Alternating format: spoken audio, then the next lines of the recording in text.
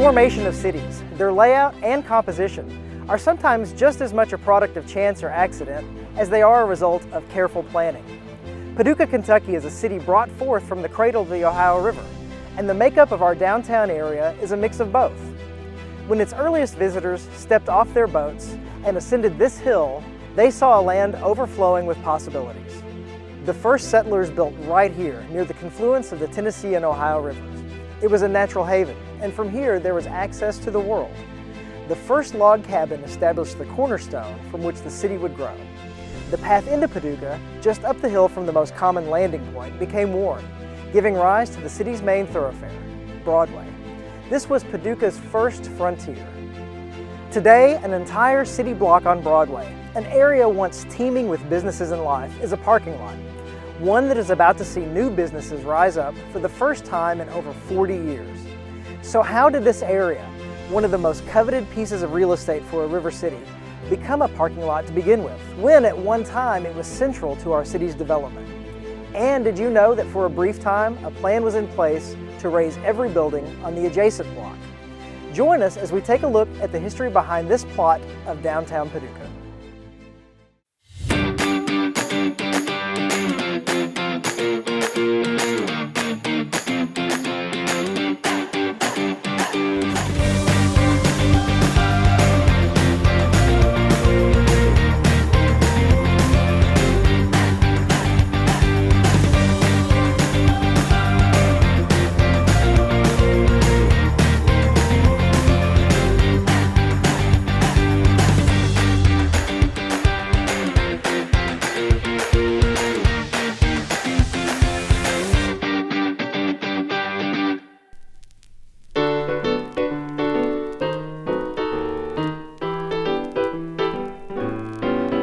By the mid-1800s, travelers utilizing the Ohio River were familiar with Paducah as a landing point.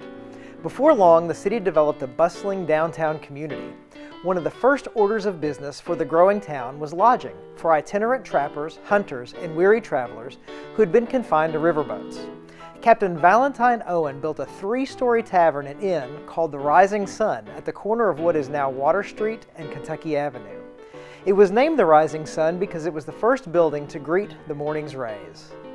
On the block cornered by Water Street and Broadway, William Enders and John Hines constructed the city's first brick building, which was used as a hotel. It was known as the Indian Queen due to its small size and neat appearance. John Harris, a Paducah merchant, decided the growing village needed proper lodging for travelers and opened a hotel on the first level plot of ground just off the river, the most prime location for any river town. The St. Francis Hotel, built in 1847, was a multi-story structure located on the corner of the 100 block of Broadway, a plot of land that sold for $12 in 1827. The original building was wood frame, had 18 rooms, depended on drawing water from a well, used outhouses, and housed the city's pioneering post office. The hotel underwent several expansions within a short amount of time, and a brick veneer was added. Gas lights created a glow both inside and outside of the blossoming hotel, and owners added a hand-cranked elevator. Porters watched for steamboats day and night, ready to assist travelers who needed a place to stay. The area became a mix of residential and business. The St. Francis Hotel operated on one corner. On the other was a 2-story building called Captain Bett's Theater. Captain Bett and his wife and sister-in-law put on plays, and in a letter one of the earliest citizens of the town said, "It was a pretty good show for that early date." Support businesses such as tailors and barbers popped up. In the beginning of the Civil War, Paducah was a linchpin on the Ohio River, which symbolically represented the boundary between North and South. The St. Francis Hotel was the center of activity for those entering and exiting town, and it became a public forum where ideas were shared. It was the chosen spot for public meetings. In short, it was the public square. It had long been rumored that John A. Logan, who became an officer in the Union Army, gave a speech in the St. Francis Hotel lobby in support of the Confederacy before being swayed to join the Union. Confederate soldiers made their way through Paducah often, and the city fully expected to be occupied by Confederates at some point. A Confederate soldier wrote that upon arrival, their company marched directly to the St. Francis Hotel, kept at that time by a strong Southern rights man named Shields. The hotel was thrown wide open to our company. We were wined and dined until late at night. But in 1861, General Grant seized Paducah for the Union Army after the Confederates fortified Columbus, Kentucky. When Grant arrived, they found a Confederate flag flying atop the hotel. As Grant read his proclamation to the citizens of Paducah, General E.A. Payne entered the hotel to have the flag removed. The hotel and the businesses on the block remained busy throughout the war. Not long after the war, and after a couple of changes in ownership, the hotel had a new name, the Richmond House. It had grown to 54 rooms. The Richmond House was known as one of the finest hotels on the inland riverways, drawing comparisons to hotels in St. Louis and Cincinnati. Ancillary businesses flourished in the hotel. There was a barber. The old house of H. Didier and Company sold china, glassware, and table cutlery. There was a bar where the proprietor also ran a mail-order whiskey business. A lottery, along with a betting house, was run from the lobby, where it's estimated up to $8,000 changed hands daily. With additional renovations, a chef from St. Louis was recruited to run the hotel restaurant. The Richmond House, later known as the New Richmond House after another change in ownership, was also a central meeting place. It was one of the first stopping points for visitors, even if they weren't staying there. Locals also used it as a gathering spot. Couples John W. Cuyler and Miss Blanche Friedman, as well as Joseph Friedman and Miss Elizabeth Cuyler, held their wedding receptions there in a ballroom that boasted a walnut mantel, a fireplace, along with a 30-inch tall wainscoting along the walls. It is where the city of Paducah signed the first railroad bonds for the Illinois Central Railroad, and Irvin Cobb mentioned the hotel in his Judge Priest stories. Musicians, performers, and singers stayed there as they traveled through the area or stopped to perform in Paducah. One couple was Louise and William Cody, the real Buffalo Bill. The hotel name was changed to its final name, the Southern Hotel, in 1917 by a new proprietor. A hotel by that name had previously existed just a couple of blocks away. The hotel complex occupied a quarter of the full block. On the Jefferson Street side, the Western District Warehouse Company stored mostly tobacco. On the Broadway side next to the hotel were a variety of businesses, including a cobbler, a cigar factory, another small hotel, and a laundry, among others. The Second Street side of the block housed mostly wholesale grocers and liquor dealers. In 1919, the International Shoe Company showed interest in having a factory in Paducah. Their only ask was for a building. On the corner of Jefferson and what is now Water Street stood a tobacco warehouse. Behind that was Friedman and Cuyler Bourbon Warehouse. In no time, the company had ownership of that side of the block and began work on their shoe operations. By the late 1930s, times had changed for Paducah. Larger, more grand hotels had been built to accommodate a growing population and more visitors due to an increase in national travel. During the Depression, the Southern Hotel became the first official home in Kentucky for out-of-work transients, as established by the Federal Emergency Relief Administration. In May 1940, a new owner of the property tore the hotel down with no plans for the site. This created the first large hole in this block of Broadway. In remembering the hotel in its heyday, Fred Newman, columnist for the Paducah Sun-Democrat, wrote that the large building stood out like a diamond stud in a red flannel shirt. In 1966, the International Shoe Company moved to Tyler Industrial Park, and they vacated the building on Jefferson. By 1971, the building was vandalized and became a haven for derelicts and thieves. It was razed in 1973 in what some called a mercy killing. It also left another hole on that entire side of the block. By then, little had been done along the 100 block of Broadway. Nothing had been erected where the old hotel had been. Part of the lot was used for parking and, in later years, open storage. Businesses lined the remainder of the block on around to 2nd Street. Downtown remained an increasingly untenable mix of industrial and retail properties. In the late 1970s, city planners proposed a convention center and hotel be built in an effort to push Paducah toward tourism income. One possible site chosen for the convention complex? The block occupied mostly by Petter Supply Company between Broadway and Kentucky Avenue, along what is now Water Street, up to Market Square. While it's hard to imagine now, if Pedder Supply and the city could have struck a deal early in the planning process, the buildings between Broadway and Kentucky Avenue in the 100 block would have been razed. Think of it. No River Discovery Center, no retail shops, no Max's, no Kirchhoff's, no Maiden Alley Cinema.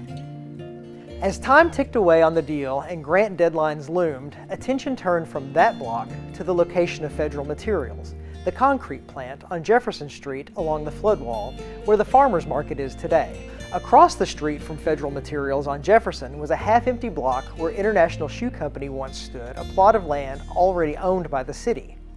There was still a large empty lot on the corner of Broadway and First, now Water Street, and additionally the city eyed the block bordered by Jefferson, Monroe, and 2nd and 3rd Streets, the current location of the National Quilt Museum. Between those three plots of land, there seemed to be enough space for a convention center, hotel, and parking areas. Businesses such as Grief's Restaurant, Warden Electric Company, Wagner Candy Company, and Kitchens Incorporated would be required to sell their buildings. It's estimated 11 businesses were located in the block between Broadway and Jefferson in 1978. When it came to developing the project, Paducah turned to Bob Green. City leaders had always been in awe of his construction of the Executive Inn in Owensboro. By the late 1970s, that facility had close to 500 rooms in its hotel, a high-rise atrium, an Olympic-sized swimming pool, and a showroom with a regular schedule of musical acts, all centered around a convention center. Paducah city leaders secured state and federal grants. The block between Jefferson and Broadway was raised, and in May 1980 a groundbreaking ceremony was held with Governor John Y. Brown and former Governor Julian Carroll in attendance. There was just one problem. Negotiations on the Federal Materials land had not started. Not only would there have to be the cost of purchasing the property, but there was the cost of relocating the business. Green balked immediately at the price tag, which at one point stood at $2.4 million. This was money that would not be paid by Green, but by the Paducah Convention Center Board. Green stated that even $1 million was too high for purchasing the land and relocating the business.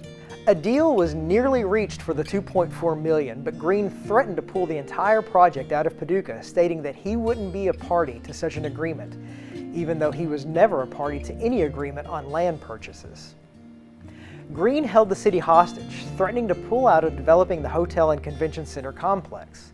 If action wasn't taken quickly, Jack Paxton, who was one of the biggest champions of Bob Green, stated that other cities had approached Green about building in their towns, and if Paducah fell through, they would lose him forever.